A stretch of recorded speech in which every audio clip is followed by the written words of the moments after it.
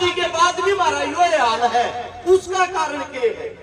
शोक सभा के अंदर जितने भी सम्मानित बुजुर्ग हैं, जितनी मेरी मात्र शक्तियां हैं, आप सभी के चरणों में आपके बेटे, आपके बच्चे हर्ष शिकारा की तरफ से हाथ जोड़कर आऊंगा। अगर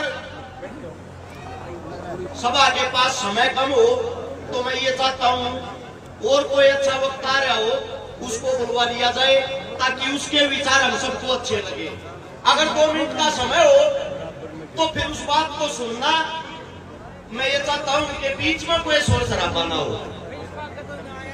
हमने सबसे पहली बात तो यह सीखनी चाहिए, पीछे जो 13 शहीद किसान हैं वे शहीद हुए क्यों, उनकी जान गई क्यों? उससे दूसरी बात, अलग अलग सरकार हुए, कहने का तात्पर्य सरकार कोई भी आलो किसान का हाल यो रहा है। इसका कारण क्या है? आजादी से पहले भी हमारा यो हाल था, आजादी के बाद भी हमारा यो हाल है। उसका कारण क्या है मैं बताता हूं आप लोगों को। भाई दुखी मत करो यार, पत्रकार साहब मत दुखी करो प्लीज। एक बात कीमती होगी भाई, कोई काम नहीं आओगी यार, 1 मिनट का ही टाइम दे दो मुझे। देखो किसान दुखी है, सब नवेरा है। सबसे बड़ी बात हमारा योगदान किया है सरकार में, पहले वो समझो। देश के अंदर लगभग 4033 एमएलए कुर्सियां पर बैठे हैं, 543 एमपी कुर्सियां पे बैठे हैं, छोड़ जो सारे ने 4576 आदमी देश में चलाने लग रहे हैं। उसमें के थारे बेटे थारे बाबा कितने हैं ये वो को बताओगा? 70% आदमी एमपी एमएलए वे बने हैं जो अंग्रेजा के बस्ते ठाया करते, अंग्रेजा के पिट्ठू थे, जिनके बूढ़े मुखबरी कराया करते भाई। बाकी बच गए 30%। 20% एमपी एमएलए वे बने हैं जिनके पास बेशुमार पैसा है, काला धन है। उदाहरण के तौर पर बता दूं, देश का नाश नहीं चाह रहा। एक नचनिया, एक नाचने वाली कंगना रनौत देश की एमपी बनी। इससे बड़ा दुर्भाग्य क्या होगा रे? किसानों ने गाड़ी देके कौन से देश में? उस देश के अंदर हिंदुस्तान में 80% आदमी खेती करते हैं। कृषि प्रधान देश ने कुर्सी प्रधान देश बना दिया।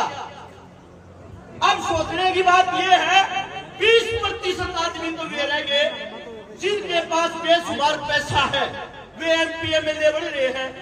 बाकी बच गए 10%।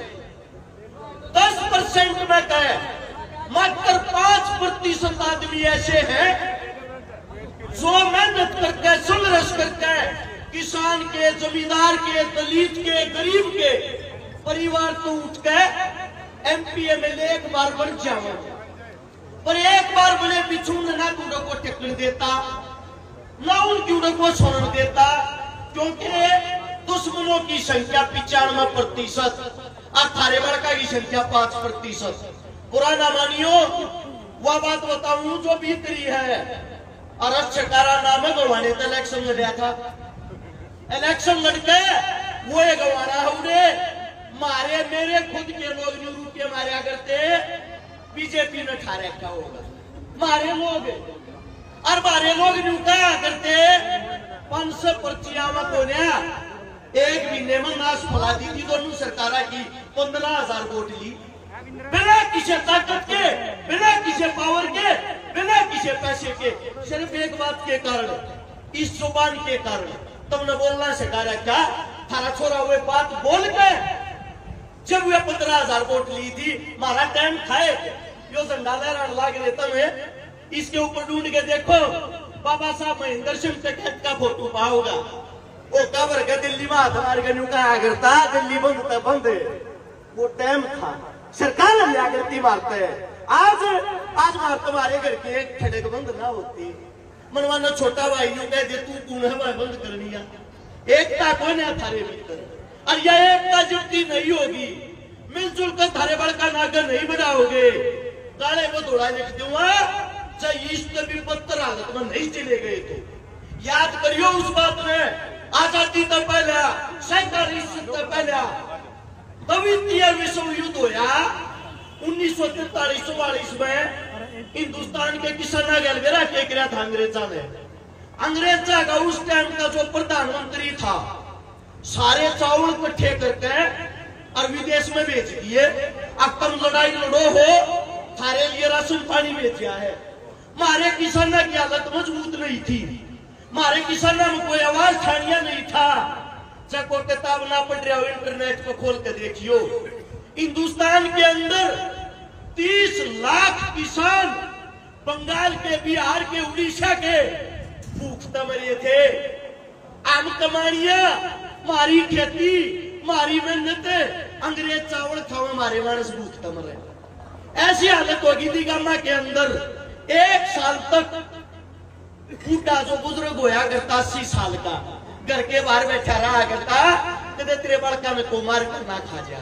और जब वो बूढ़ा भूखता मरता ना, उसकी मौत होती, उसके बड़का में रोड़ा माचता, पप्पू की मारी में मेर थी रे, हम काट के बना के खावांगे। आदमी ने खाना क्या था मेरा, किस कारण जिंदा दिल आदमी खत्म हो गया, वाल ठानिया ना रहा। आज भी गुलाम हो के देखो, छाना पड़ता हो, आज भी गुलाम हो। थारी हैसियत कहा है, न्यू चेक करो। कितने पार्लियामेंट में कितने कोई भी ऐसी सभा हो जिसके अंदर हमने बोलन भी दिया जाता हो। ये जो गोली लागे हैं ये उन लागे जो आवाज ठावे है।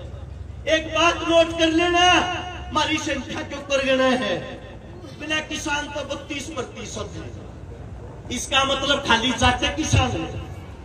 मैं आप लोगों से पूछना चाहता हूं, क्या जात जाता दौरा जमीन है, मुस्लिमा दौरा नहीं है, सिखा दौरा नहीं है, पंडिता दौरा नहीं है। ये हो सकता है अलग अलग एरिया में किसी का थोड़ी हो, किसी के ज्यादा हो। 80% आदमी हरियाणा में आज भी खेती तक कमावे खावा है। 80% होने के बाद भी थारी सरकार में हिस्सेदारी के है। कांग्रेस में हो, बीजेपी में हो, राम हो, आप लोगों ने लड़ना भूल के आपस में लड़ना शुरू कर दिया। अंग्रेजा जो चीज छकाई थी, फूट डालो, राज करो। आ छोड़ के कब बात तो हरियाणा की करीमाने बैठी है, बड़े छाने बैठे हैं। इस प्रकार का कोई भी प्रोग्राम हो, उसके अंदर 5-4 बालक अपने जो नौजवान हो, नए हो, उन्हें खड़े करके बोलने का पूरा मौका दिया करो, उन्हें सुनिया करो और उनका न्यू बुझा करो। लड़िया के ऊपर जा। कहने का तात्पर्य ये है, हिंदुस्तान के अंदर जब भगत सिंह लड़िया करते, उन पर भी लांछन क्या करता, गांधी ग्रुप ने कहा करता, देश तो आजाद हो जाओ, ये नए बालक नाश करवाओगे, ये मरवाओगे। आज किसी भी चौक पर चले जाना, आज उसी शहीद आजम भगत सिंह को पूछते हैं जिनको उसके मांगली मिथ्या करती। इतिहास उन्हीं का लिखा जाता है जिनकी रगों में खून तोड़ता है। माफी वीरों का कोई इतिहास नहीं होता। हम उस किसान कौम के बच्चे हैं जिनमें आप लोगों ने हमें लड़ना सिखाया है। हमारे मन लड़ने की ताकत तो है, पर इस लड़ाई में की ताकत बढ़ाओ, कितने एक तो हो जाओ। आप लोगों से हाथ जोड़ के यही कहना चाहता हूं, प्रोग्राम के अंदर जो विचार है उन विचारों में सुनिया करो, एक दूसरे के विचारों को सुनिया करो और मिलजुल के एक भी हरियाणा न बचा लो। ना तार एक जमींदार गुलाम होगा, धरती को जिसको मां मानते हो वो हमारे खाने कोई बात गलत लगी हो, मैं समझ चाहता हूँ मेरे अपने हो, आप लोग अपनों से ही आदमी क्षमा प्रार्थी होता है। जाने अनजाने में मेरे मुख से कोई गलत शब्द निकल गया इस पंचायत के बीच में, क्षमा प्रार्थी। आप लोगों ने बोलने का मौका दिया, आप सभी का बहुत बहुत धन्यवाद। राम राम, जय हिंद। बहुत बहुत धन्यवाद हरत सिकारा जी। हमारे